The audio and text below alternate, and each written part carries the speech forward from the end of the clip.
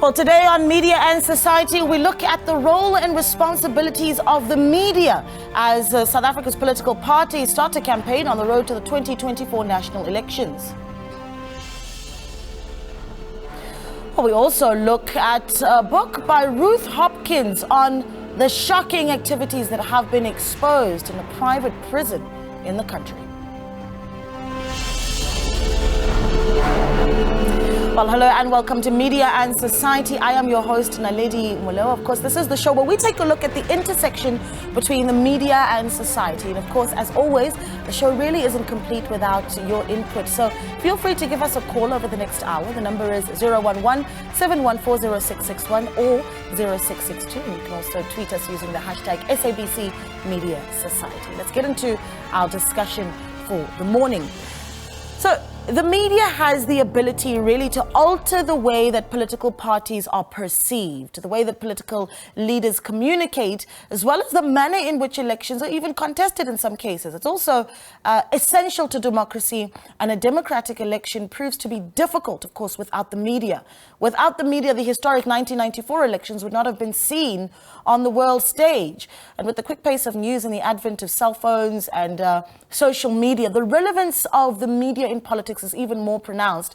Now, the media acts as a crucial watchdog as well to democratic elections, safeguarding the transparency of the process. So today we ask, what exactly is the role of the media in the road to elections? And to have that discussion, we've got quite a panel with us. We're joined by political analyst, Professor Nzigilelo Breakfast. He joins us via Zoom. William Bird joins us. He, of course, is the director at Media Monitoring Africa.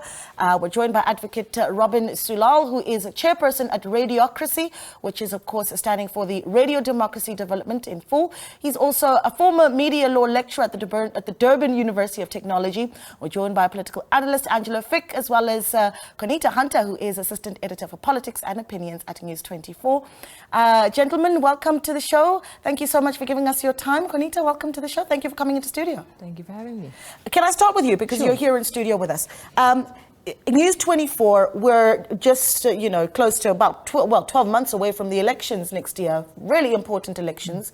One could argue probably the most highly contested that we could have since 1994. What does it look like in the run-up to those elections in the newsroom? What are the discussions that you're having about what the next 12 months are going to look like, and what are the boxes you need to tick? Yeah, so the most important thing at the moment is a reconfiguration of what the electoral landscape will look like, which is in the form of the Electoral Amendment Bill, which is an important one that the President has to sign into law. That is important because that will change the way we cover elections. For the first time, you would have independent candidates running for positions in the National Assembly. So that's an important part. The second thing is to track what's happening on a local sphere in terms of coalition governments, to see what may pan out should the ANC's majority reduce to below 50% and no party getting an outright majority in the 2024 general elections. So that's an important theme, the theme of coalitions going in. The third thing is, you obviously have splinter parties from other political parties. There's lots of new parties coming to the fore. And how then do you balance coverage of all of these political parties internally? So you have parties like Rise Mzansi, you have parties like Qiluva, just launched by Bongani Baloyi. So there's a lot of one-man parties that are being launched. So it's important for us to look at these parties, give them attention, focus on them. But obviously we know there are more than 40 plus parties that contest elections. So how do you give everyone enough coverage? The other important thing is to look at the electoral landscape in the context of what's happening in South Africa. Obviously, unemployment on the rise, poverty, the rising food prices, the electricity challenges that South Africa faces, and how that will affect voter turnout, because I think the theme of this election is going to be voter apathy, and I think we have a responsibility as the media to play a role in getting people out to vote. You talk about some of the splinter parties and the smaller parties, the one-man parties. I think I want to sit with that one for a little bit before we bring it to the rest of our panelists via Zoom, because as media, we also have a responsibility to give even those smaller parties quite a bit of a platform. And now, 12 months before the elections, you're already starting starting to see, I suppose, the conversation leading towards some of the bigger pacts that are being made. I mean, a big conversation now about the DA's moonshot pact and which parties are in, which parties are out. Is there a sense that already we're speaking about parties that are aligning with the bigger ones and not necessarily what the smaller ones want to achieve?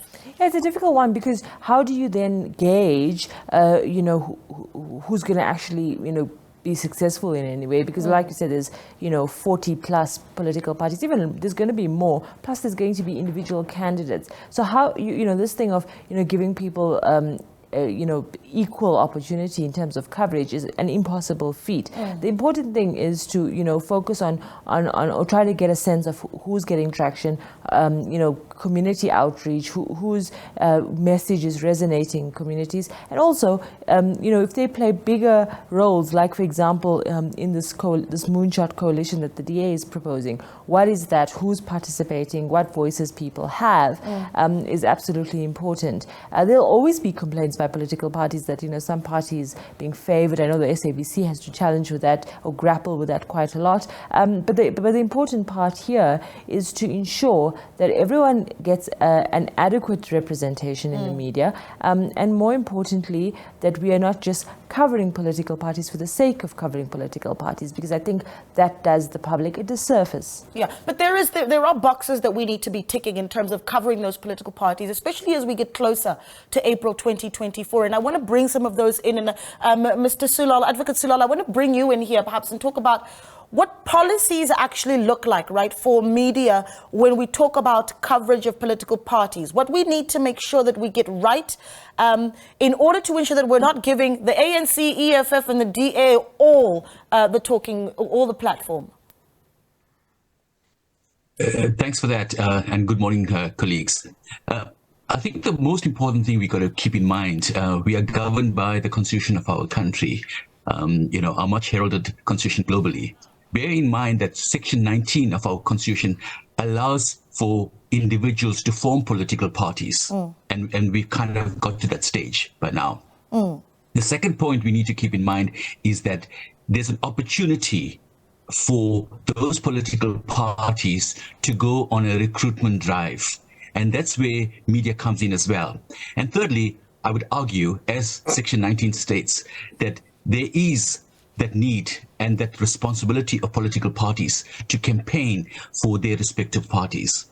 And the media needs to cover those kind of issues in a responsible way, and obviously giving, as the last speaker said, adequate coverage. But we talk more about equitable treatment of political parties during an election period, prior, perhaps, during, and as well as after. Yeah, if I bring in Professor Breakfast here, and I say Professor because for the longest time we've called you Dr. Ntsikelelo Breakfast. Congratulations on becoming Professor Breakfast. Yeah, it's good to have you with us. Just from a bird's eye point of view, right? I mean, one of the things, and I'm looking at some of your academic work, Advocate Sulal, and one of the pieces that you've written is particularly around the role of the media in covering elections. And one of the big things that you've written there is that elections are a critical time for us to shape the country. I want to talk a little bit about how you, as a political analyst, understand the role of the media and the impact that it has going into elections. Are you talking to me, Naledi? Yes, Professor Breakfast, correct. Yeah, so I think the key question for me is how do we know what we know? And how can it be that we know what we know? So we know what we know because our political understanding about society is a result of what is reported to us by the media. But I think the media is not only a mirror of society, in my view. The media also frames discourse and circulates a particular narrative. Discourse is also a function of power and an ideological outcome of hegemony. Media also has to reflect, stories of those who are on the margins of the economy. The other issue that I want to talk about is the issue of equal opportunity across the board. My view is that the beauty of our democracy is that we have a PR system which is tied in a democracy. Meaning that even political parties, I think, airtime has to be allocated along those lines. Yes. Yeah, and then that's the William Bird with Media Monitoring Africa. This is something you look quite closely at. I know that you monitored even the 2016 elections coverage of the country, and one of your findings was that there was, to some extent, a lot of coverage given to the dominant parties, right? And I'm reading now from, in fact, Advocate Sulal's report here that says, while the ANC received the most attention across the media spectrum, 50%, the DA was second with 19% combined, and the parties took up 69% of all media-related news between the 1st of June to the 31st of July 2016. That's a considerable amount. I mean, that has the power to sway how the voter makes their decision. William? Yeah, and it is this question of equal versus equitable coverage. You can't give equal coverage. It's just not possible, with the limited resources that media have. So it is going to come down to fairly deliberate choices that are being made in newsrooms. The SABC usually has a very good elections plan where they look at that. They take into account parliamentary representation. They take into account what kind of showing different parties have had in local elections, for example, or in by-elections. They look at all of those things, and then they try and work out some kind of a formula, if you like, that starts to set out to make sure that SABC affords as equitable coverage as possible. And SABC, to its credit, certainly in the last general elections in 2019, had the greatest spread of equitable coverage of parties across all of its 19 services, which you would hope and expect given its role as the public broadcaster. Of course, the real problem with that is, as Carnita has said, to begin with, is that these elections, you've got a whole lot of independence. There's talk about us not getting an election ballot that's a simple piece of paper, but something that may even look as thick as some kind of mini booklet, for example, where you're going to have that many people to vote for. And how does the public know on what basis they should make an informed decision and who to vote for? So again, what this calls for, in our views, is for the media to be clear and explicit and deliberate about what political parties they cover and why they're giving them coverage. And Carnita said, you don't want to just cover them because they're out there making noise. Now, what has tended to happen in the past is that the ANC has had the majority of coverage, followed by the DA and the EFF and then the IFP, and then that sort of tends to go down. And depending on what's happening in the news cycle, some of the other smaller parties may get a lot higher showing. So, for example, Action SA received a proportionately higher level of coverage, not necessarily because it's reflective of the vote or the interest, but because of the politics and the way that they were able to shape and work in the news agenda into the kind of things that they were doing. And so our media needs to be especially careful about saying, is this something that's there that's genuinely newsworthy, or is it something that's actually should be there that's going to help and allow the public to make an informed choice, given that fundamentally this is more about the voters than it is about the actual political parties. It should be about us saying, who do we vote for, on what basis do we vote for them, and what are the central news issues occurring around those parties. And that's very different from easy events where, the president of party XYZ is going to be speaking here, let's go give them some coverage because they need it. That may well be, to a degree newsworthy, but it's not something that should actually make the news because all they're doing is campaigning. Yeah, it's interesting that you touch on, I suppose, newsrooms making their decisions on who gets coverage based on what's newsworthy. And I think when you talk about Action SA, it certainly is a great example, a brand new party that hit us just a few years ago, and yet so much attention because it was deemed newsworthy. Angela, let me bring you in here, right? I mean, is that a good enough argument to make for newsrooms to say, well, it's more difficult for us to go and cover what the AIC is doing because there isn't a lot of, I suppose, public interest in what the AIC is doing?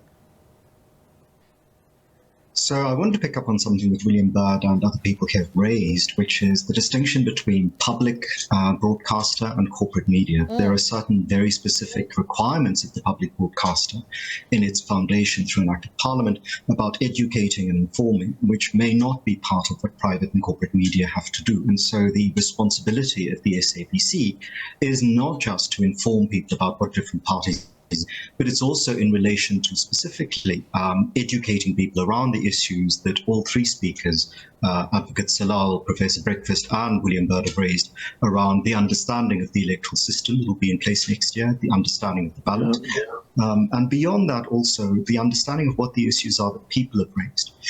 And then the second problem, of course, for all media houses, whether they're corporate or in the public broadcast sector, is not to reduce news coverage to focus on spectacle. So we've reduced ourselves to a society of spectacle. And our news media are no different from other social institutions and often compete with other social institutions for attention in this society. And so how we tell the story is as important as which story we tell. And I think for too long and too often, our journalists, our news media have been focusing on telling the stories of heroes and villains, of individuals, and not actually understanding the systemic issues and the systematic approach to such systemic issues that may be important, particularly as other social institutions fail. So if we had a better basic education system, we would have a critically literate citizenry who would be able to understand all sorts of issues in our society in more complex terms.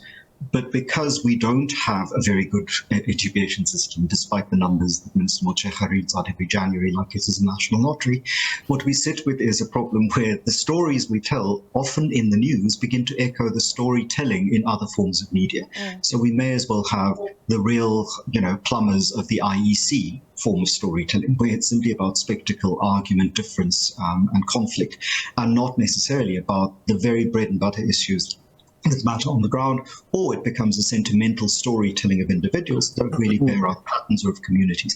And these are real challenges for all journalists and all media houses, because, again, this isn't just about whether you meet your ethical requirements, it's also about whether you get people to watch you or to listen to you.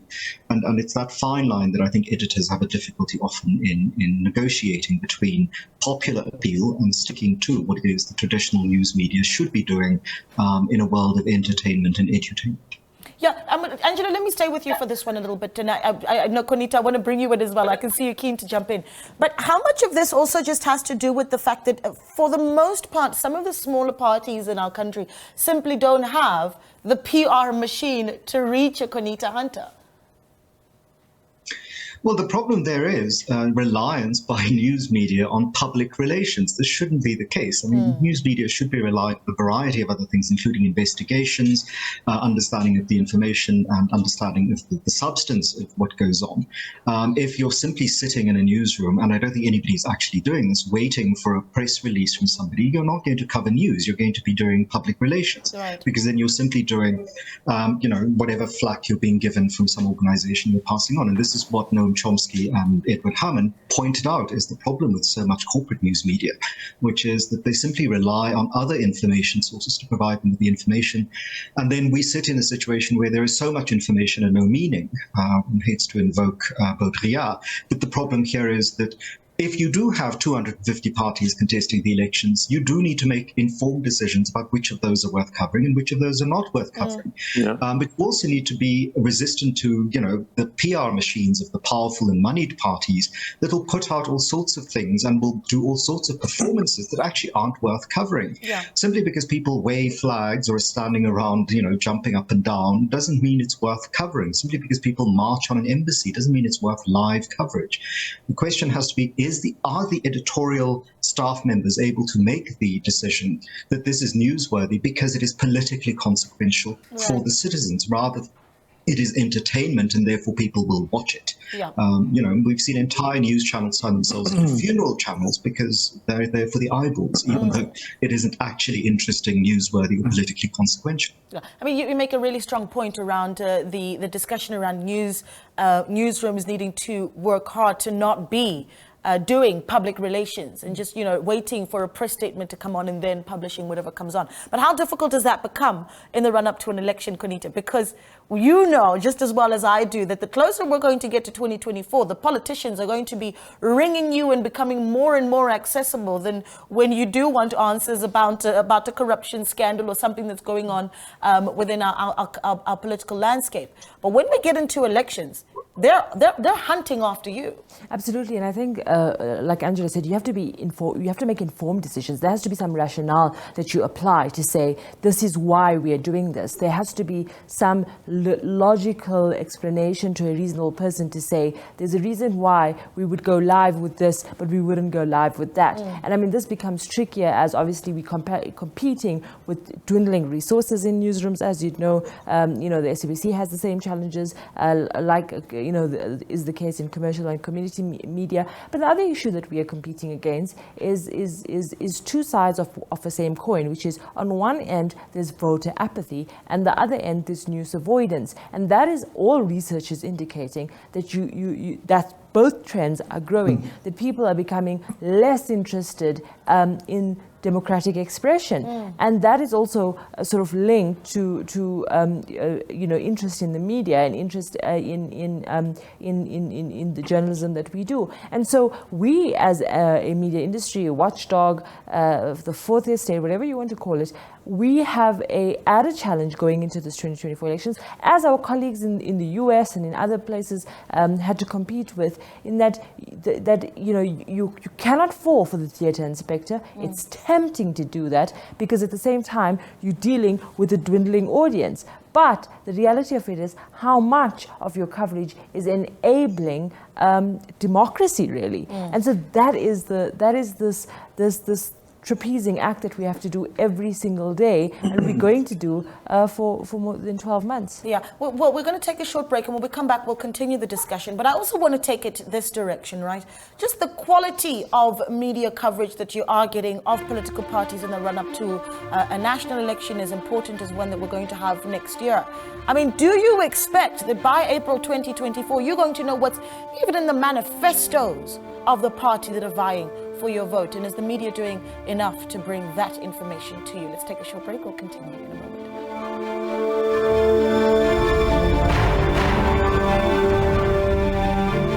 Have South Africans had enough of the problems and challenges in the country? A lack of service delivery is one of the problems, but then there is load shedding that leads to great dissatisfaction. The president is also in the firing line. Then it's once again that time when salary negotiations lead to protests. But where will this end? That's in this week's Focus. Incisive and insightful. Wednesday evening at 7, only on SABC2. The aircraft carrying convicted Facebook rapist Thabo Bester and his girlfriend Dr. Nandi Pamakutumane arrived here at the Lanseria airport. Dr. Pamakutumane, do you have anything to say? Everybody knew that there was a murderer and a rapist on the loose, and nobody did anything with any sense of urgency to rearrest him. They should have started firing everybody within the Department of Correctional Services. That was going to send a very clear message. I concede that everyone should have been smarter, more on the ball, quicker, more dismayed and more urgent. There is another escape after Bester, and that escape is also being conceived.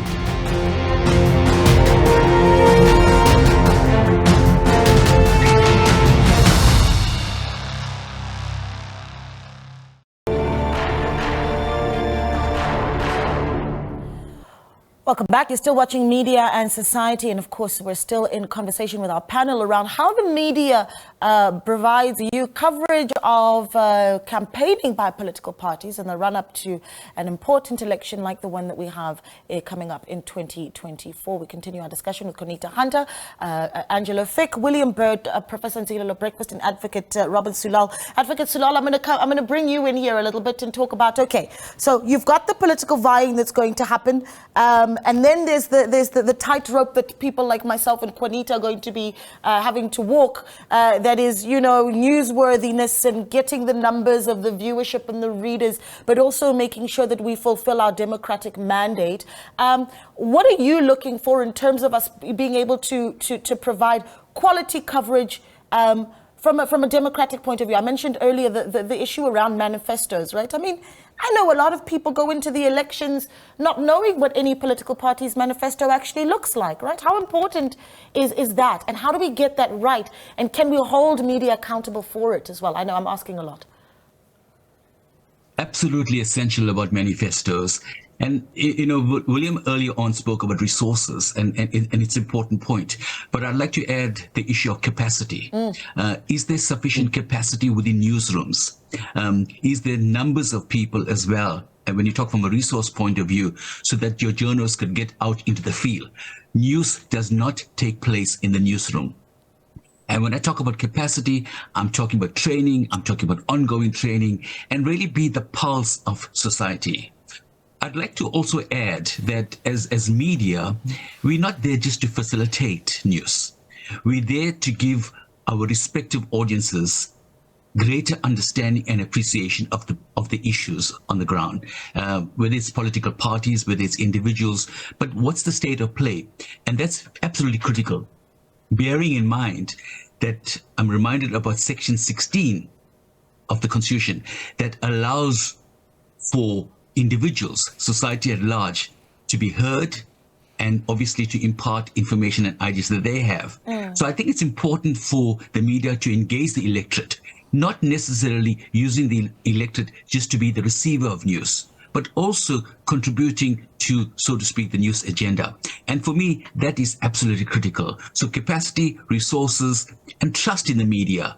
Just as how the media will build trust in other issues, the media has to be absolutely trustworthy when it comes to elections. We talk about free and fair elections. The media has a role to play when it comes to that. Yeah, William, I want to bring you in here and just talk a little bit about when we start looking at what media does, right? What do we have in terms of protecting media professionals as well going into the elections? I think back to a very big controversial issue with a news head here at the SABC going into loggerheads with political party leaders of the African National Congress in the run-up to the local government elections. I mean, that was a really difficult conversation, particularly for the SABC to have. But what do we need to be then making sure that we get right in the run-up to elections so that the journalists and news houses feel free to do their work correctly and following guidelines? Well, there are a couple of things. The first is that the IEC has an electoral code, and that when the election period is declared, the political parties all have to sign on to that code. And part of that is around protection of journalists. Part of that means that political parties have to behave in a far more responsible manner than they do outside of this. Frequently it's the case where many of their members, of the political parties' members, think it's okay to harass journalists. They think it's okay to threaten them, often online, or they think it's okay to allow some of their members to say things or directly harass a journalist, and then not openly and outwardly condemn that. So I think if we're going to make sure that we reduce the potential for violence, it's essential that not only do the political parties adhere to the various codes that they have to sign on to, but that they also, whenever there's an attack against a journalist, that they clearly, unambiguously condemn that, right? And that is reported to the IEC and is dealt with appropriately. Because if you stop journalists from doing their job, it means that you are then effectively starting to censor them and trying to prevent them from reporting on news in a manner that is fair and credible and at least accurate. So that's part of the answer. For the SABC, of course, you'd be aware that we've got a case pending before the Constitutional Court around the fact that the SABC hasn't had a board for 6 months. This is a self-engineered crisis and fundamentally something that really has to be sorted out before this, because you need the news organizations and the journalists to know that if they go out and they do something, provided they're acting ethically and appropriately, that they should be able to ask the questions, ask the hard questions, and that they're going to get the support and backup from their senior management. And political parties that go and threaten, we saw Al Jamaa recently threatening an SABC journalist, saying that they're going to report her to the board and that they must stop these journalists pursuing agendas. It's this kind of thing which, in their case, it's probably because they haven't been exposed to that level of scrutiny previously. But it's really essential that we clearly condemn that. If people have issues with the way media cover things, there are legitimate processes that are there. There's the BCCSA, there's the Press Council. Go use those tools. There's the IEC in the elections. There's all sorts of mechanisms that are built in. And it really is about making sure that political parties, the independent candidates, all of them know these are the rules. And that when there's an attack and when journalists are exposed to that kind of risk, that it's clearly and unambiguously condemned, not just by the media freedom bodies like ourselves and SANEF and others in the other media houses, but that it's condemned by political parties. Because this system has to work for them. If they want to give it credibility, then we know they have to support that. And of course, we know some parties are doing that thing where already they're trying to, they'll start to undermine the credibility of the IEC, so that if their performance isn't what it should be, they can then say, but the IEC is compromised. But, all of those things. And of course, that introduces another whole area of that's another big discussion as well. But let's take call 0117140661. Isla, I think it is, in Johannesburg. Isla, good morning. Hello. Yes, thank you so much for calling. Hello, Naledi. Can you hear me? I can hear you loud and clear. What are your thoughts? Yes, Naledi. My contribution is that media, especially television and radio, should play very, very vital and important role, especially for election time. My idea here is that, the cameraman is not the person that is doing the media recording or the publication for the at least the coverage. It should be important people that will convey a message as to what should be done during elections. Generally, what happens is the camera person steals the show, showing everybody who is there, who is jumping, who is dancing, and nothing beyond that. Media, meaning radio and television, should carry a message from important people that will make a difference to the election process. Yeah. You've made a you've made a really important point. I agree with you, actually. I really, really do. And thank you so much for that input, because you're correct. When you do have a cameraman who's on the field, we try and get the colors of the images that are most colorful. And we need to bring you the information. So we'll take that criticism and that advice. Isla, thank you so much for that. Dr. Breakfast, Professor Breakfast, we need to get used to this for you. Talk to me a little bit about where we need to be watching for the blind spots. And I say this because coming up to the 2021 local government elections, my goodness, the new civic organizations, the list went on and on and on. There were parties and organizations popping up from everywhere. And it's important that we start to represent even those smaller voices. What are the blind spots that you really want to see the media make sure that they take care of? Yeah, I think in the previous elections, one of the things that was posing a threat to our democracy was the issue of political killings. I think they happened on a large scale. So I hope that doesn't happen in the upcoming general elections. My view is that I think since 1994, even though we have had moments of madness, I think our media has done very well in terms of covering stories. But the challenge sometimes is that, us as political analysts and even journalists, sometimes we tend to be accused of being a partisan, of being biased. And I think we need to rise above that and only tease out, the complexities for citizens to understand these things are better. Sure, I wish I had more time, but Angela, I want to bring you in for one last bite here. And it was actually something that Professor Breakfast just brought in. Media being biased towards political parties, is that the white elephant? Well, I don't think it is as obvious as people deploy. But as long, for example, at the SABC, as long as we've had democracy, the governing party, the party that governs at the national level, has interfered or attempted to interfere and turn the public broadcaster into a state broadcaster. And I think it is the duty of citizens, as well as all journalists working in the public broadcaster, to resist this. We are not in a state where this is the state broadcaster. This is the public broadcaster. It is supposed to work in the public interest. And that, I think, is an important aspect to remind South Africans beacons of.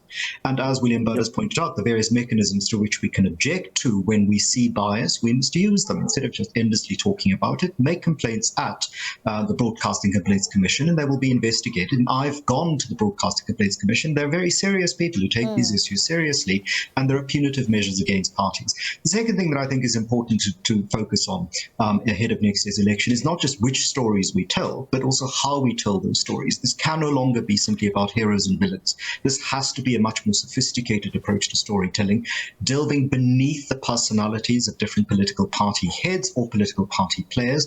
And the third thing that I think is important is to recognize that our corporate media have a stake in this, because they're part of corporate stables that are in very complex relationships with government. And so they have, as corporations, stakes in the outcomes of these elections, whereas your public broadcaster does not have that kind of stake. Its stake is its very survival in a democracy. And so those are, for me, the 3 weak points. Yeah, so you've given something for me to think about as someone who works for the public broadcaster, and something for Juanita to think about as well, who's in private. Juanita, just as we wrap up, here's the reality, is that this time of the country's news cycle is really exciting for journalists. That's the reality. We love this, because this is where the fun begins in the run-up to the elections. Some of the points that you want to take home from the discussion that we had today. I think it's important to know that the coverage of elections is a fundamental part of democracy. That we're not just doing this for theatre and spectre, that we're doing it to advance our constitutional democracy as South Africans. And so that's why, for me, we cannot take it for granted. We have to be careful. We have to, dance on that tightrope, as we said. And more importantly, we have to take into consideration the public. Yeah. Juanita Hunter, always a pleasure speaking to you. Thank you so much for coming into studio. Thanks as well to Angela Fick, Advocate to Robin Sulal, Professor Ntigilelo Breakfast and William Bird. An absolute pleasure. We continue the conversation on Twitter as well. Hashtag SABC Media Society. Let's take a short break. We're back in a moment.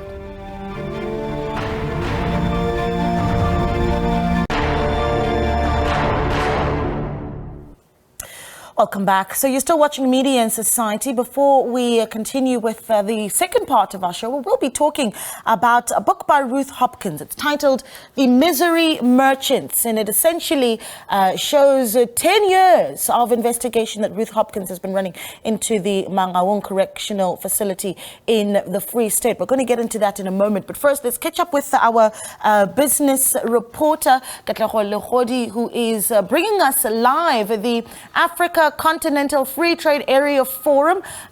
Good morning to you. What are you getting up to this morning there?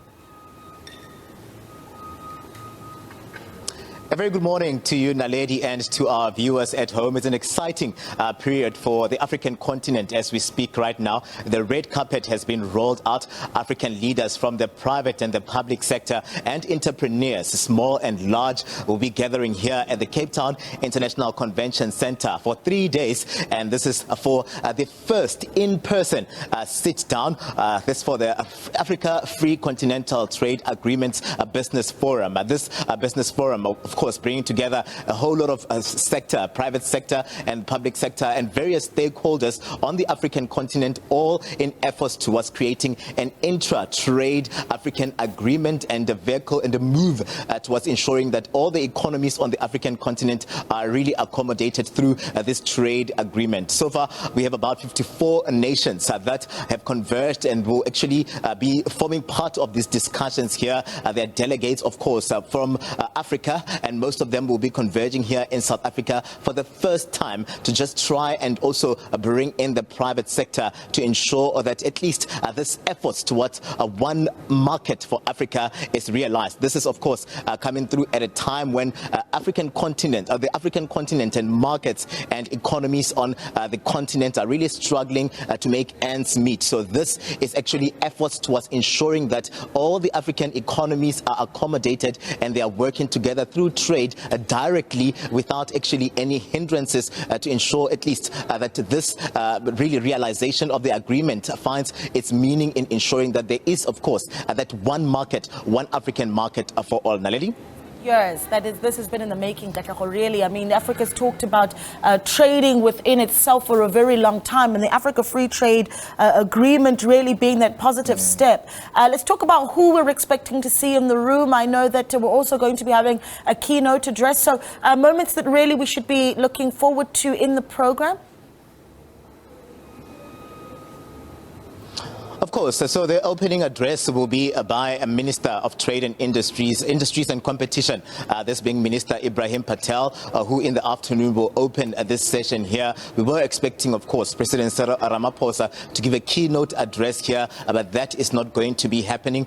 This will see actually the Champion Secretariat take to the podium this afternoon to address those that are gathered here. But I must say, Naledi, that the delegates that are here are all just looking for solutions. So you're right to say that for the longest of time, we've been talking about African continent just more or less tapping into the resources that it has through various sectors. So this will come under the spotlight. We are told that Africa is rich in minerals, but when you look at the economies on the ground and the people are still struggling to make ends meet. So some of those stumbling blocks will come under the spotlight here. Also coming through at a time, and already when the African continent is in the dark, when we talk about the energy crisis that we are facing here at home, and that seems to be actually a hindrance in ensuring that the economies move. We're talking about electric cars for the future, but those won't be realized if these economies and these delegates gathering here don't sit down and talk about realistically,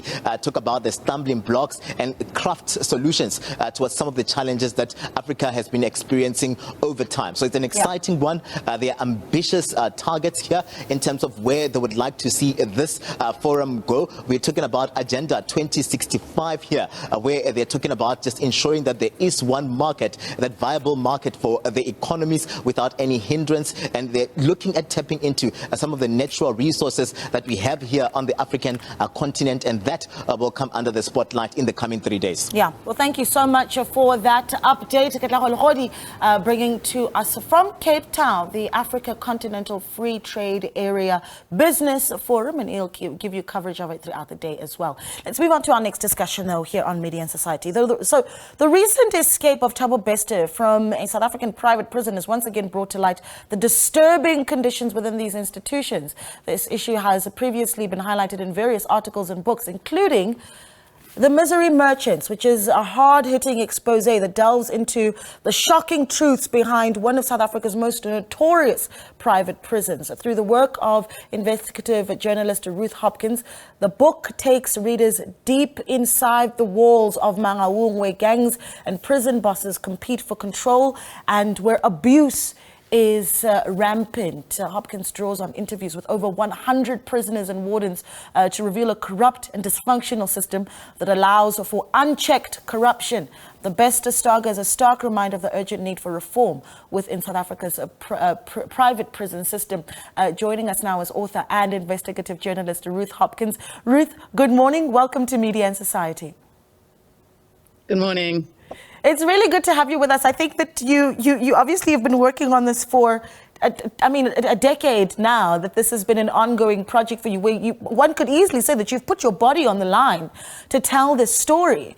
One of the things that stood out for me was right on the cover of the book. You've got a quote by Edwin Cameron, former Constitutional Court Justice who now oversees the work, judiciary oversight, does judiciary oversight over correctional services.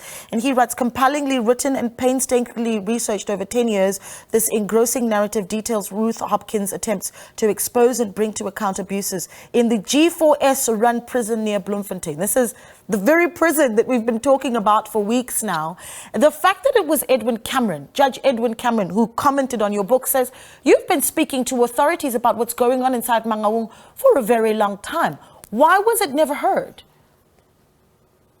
Yeah, I spoke to Edwin Cameron when he was still a Constitutional Court judge. He now heads the Judicial Inspectorate for Correctional Services, JIGS. And sadly, I mean, I hold Edwin Cameron in high esteem, but sadly, Jigs is still very much of a toothless tiger because it falls under DCS. Jigs employees are paid by DCS, so the prison department is paying for its own prison watchdog. So that makes it just a very ineffective body. But yes, I have spoken to, I think, all the authorities. I've obviously reported this to DCS, but they're colluding with G4S.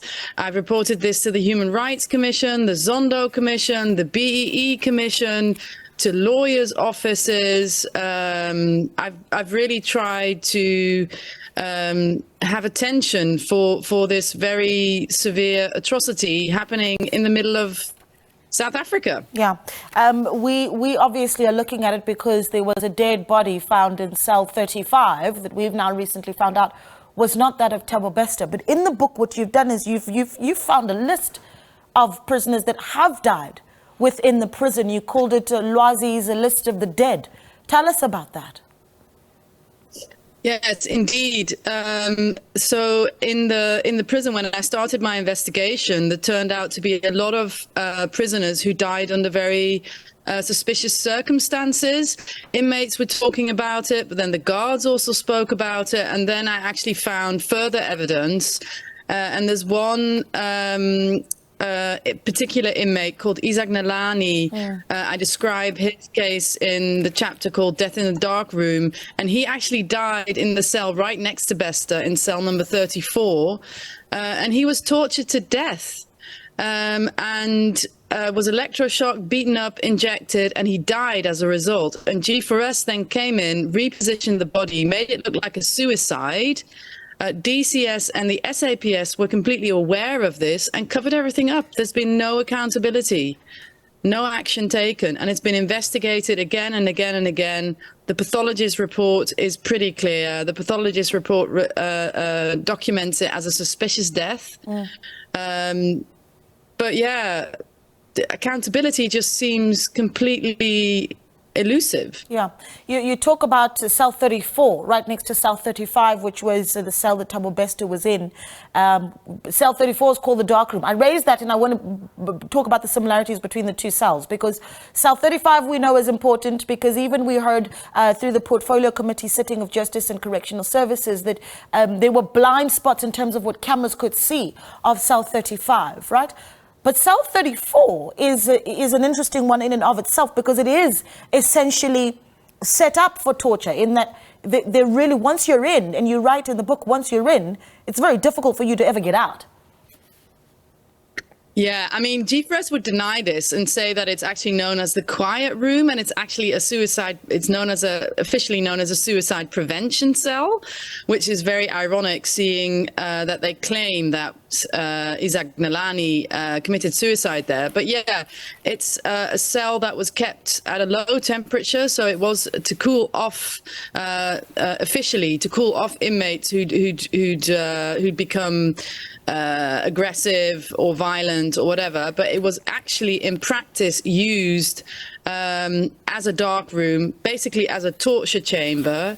I've spoken to multiple inmates who've been taken there and had the hell beaten out of them or electroshocked. And yeah, they close the doors. There are double doors in the cell.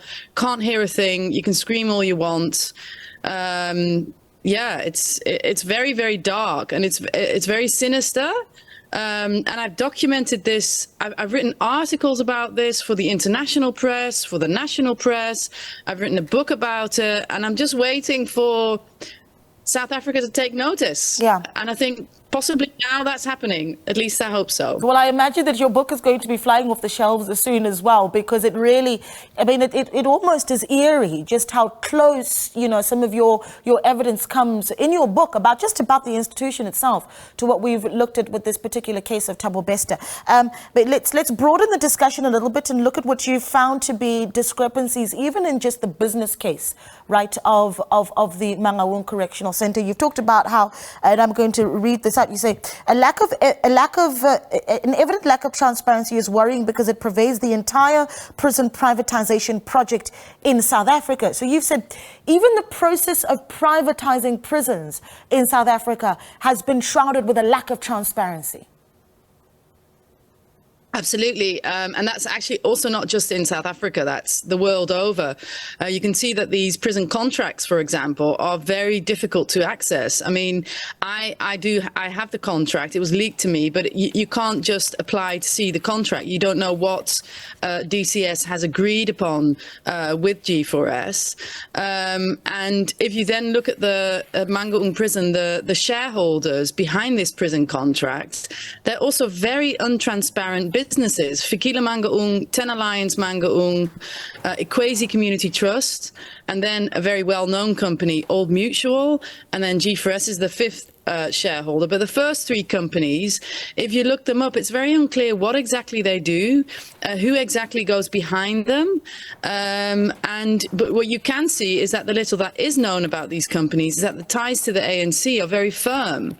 For example, Papi Mokoena used to chair the BCC, Bloemfontein Correctional Contracts, and he used to be the ANC mayor. And actually, he's just been re-elected as mayor of Bloemfontein while this story is breaking. It's not being picked up by the media much, which surprises me, but he's just been re-elected.